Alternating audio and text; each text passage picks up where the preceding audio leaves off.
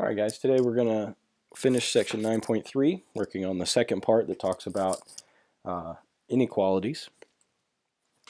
So we have here some quadratics just to give us some good examples of what these quadratic inequalities might look like. Or I shouldn't say quadratic, these nonlinear inequalities.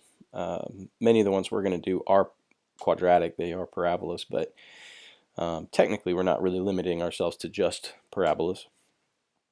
But the thing to note here is if we have a function or an inequality that has a greater than or a less than, then we sketch that curve with a dotted or dashed line. If we have an equal to in there, greater than or equal to or less than or equal to, then we're going to sketch them with solid lines. And then you'll notice that there are regions that are shaded here. So the shading we will determine by figuring out any point in that region should satisfy the inequality. So once we figure out one point that satisfies the inequality, then we'll know that that's the correct region for shading. So here's some steps. We start out graphing just like we were graphing an equation, keeping in mind that we use dotted lines for greater than or less than and solid lines for greater than or equal to, less than or equal to. And then we test a point. So in the examples that I work for you guys here in a second, you'll see how I select a point, and I have a little tip for you on points to choose. And then we'll finish up by shading the region that represents the solution. Alright, so our first example is y is greater than x squared plus 1, and we'll switch to the document camera to look at that. Alright, for our first example in 9.3 part 2, we have an inequality that we want to graph. This is a quadratic inequality, so we have a parabola. And then we need to figure out solid line or dotted line and where to shade. So with x squared plus 1, we're going to start by graphing that exactly the way we would norm y equals x squared plus 1. So this would have a vertex at 1. And then hopefully you guys are familiar enough with graphing parabolas that if we go over 1, we'd go up 1. If we go over 2, we'd go up 4. 1, 2, 3, 4, and 4. So the greater than tells me that I need to shade, I need to draw this with a dotted line.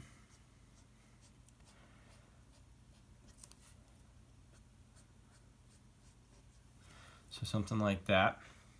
And then the next step is to figure out the shading. So one of the easiest ways to figure this out is to pick a point. And you can decide to pick a point inside the parabola or outside the parabola, but it's usually easiest to pick a point that's on an axis, because on the axes, one of your coordinates is going to be 0, so that's usually nice and convenient. So this is the point 0, let's see, what did I pick? 1, 2, 3, 4, 5, 0, 5. So I'll do it down here. For the point 0, 5, we plug these pieces into the inequality, plug the coordinates into the inequality, and we see if we get something that is true. And in this case, we do. We get 5 is greater than 1. So that tells us that the location of that point is the correct area in which to shade. So I will shade my parabola inside there, and that's pretty much all there is to it.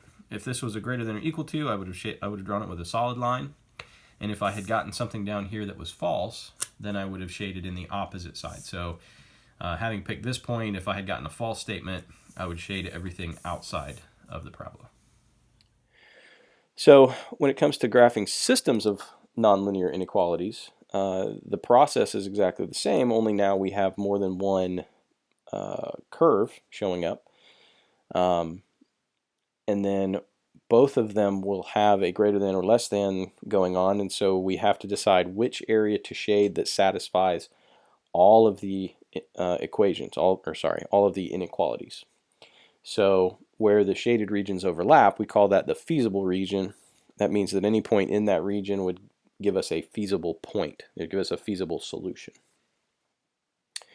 So some steps here for you if you'd like to write these down.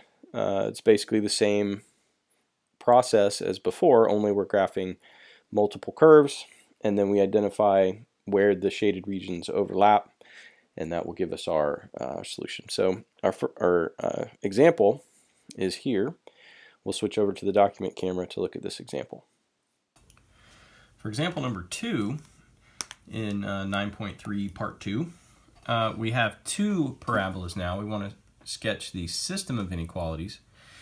And so for both of these equations, or both of these inequalities, we're going to end up with parabolas. So what might be useful is before we actually start graphing, if we get these written in a form that we're a little more familiar with. So starting with the first equation, x squared minus y is less than or equal to 0. If I solve this for y, I'll have something that I'm maybe a little more comfortable graphing. So if I divide both sides by -1, remember that anytime you multiply or divide by a negative, you have to flip that inequality sign over. So we have y is greater than or equal to x squared. So that's going to be our first inequality, and that is now, I think, in a form that's a little easier to graph. For our second inequality, it's 2x squared plus y less than or equal to 12. And if we solve for y on this one, we get y is less than or equal to negative 2x squared plus 12.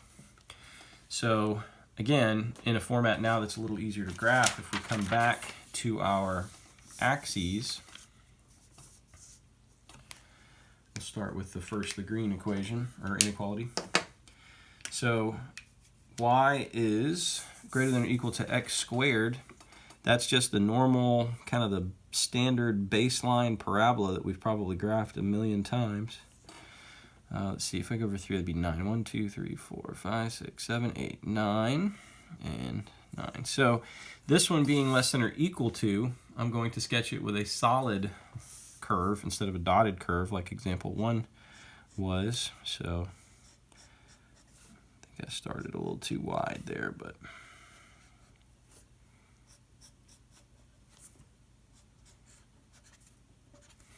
all right, there we go. I'm going to hold off on the shading for just a second. Go ahead and sketch the second curve.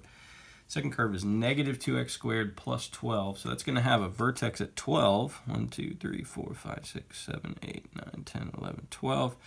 And the negative 2x squared, it means it's going to open down. So, and then the 2 means that it's going to be a little narrower than a normal parabola. I say normal. Narrower than your kind of standard parabola. So I'm going to go over 1 and down 2. And then when I go over 2, I'm going to go down, instead of going 4, I'm going to go 8. So 1, 2, 3, 4, 5, 6, 7, 8. That ends up intersecting that other parabola there. So this one also is less than or equal to, so it's going to have a solid curve as opposed to dotted.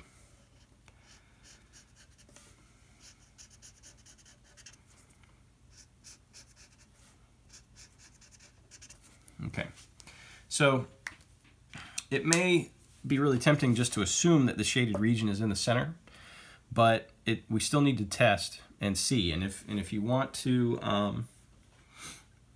if you want to pick a point that's in that middle region first, that's totally fine. But don't assume that just because those two parabolas intersect and form a bounded region, that the bounded region is automatically where we need to shade. It may or may not be. But let's pick a point in here. This would be 1, 2, 3. This would be 0, 4. All right, so we'll try it in the first inequality. This would be 0 squared minus 4 is less than or equal to 0. So negative 4 less than or equal to 0. That's true. So for the green parabola, this is definitely the shaded region. I mean the correct shaded region. And then we'll check it for the second point. The second curve, sorry. 2 times 0 squared plus 4 less than or equal to 12. So this whole part is 0. We get 4 less than or equal to 12. So that is that's also a true statement. So it turns out that the correct shaded region is this region in the center. But I would caution you not to assume anything, okay? Just because it looks like there would be a nice tidy answer to this, sometimes the shaded regions are not what you might think they would be.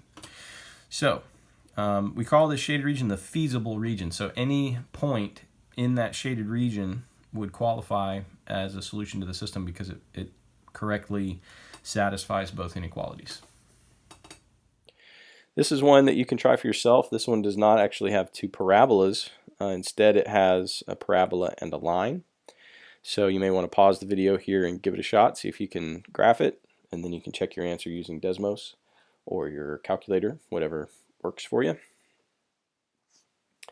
And that's basically everything. So this video is significantly shorter than the first part of 9.3, but making it all one section I think would have been a little cumbersome.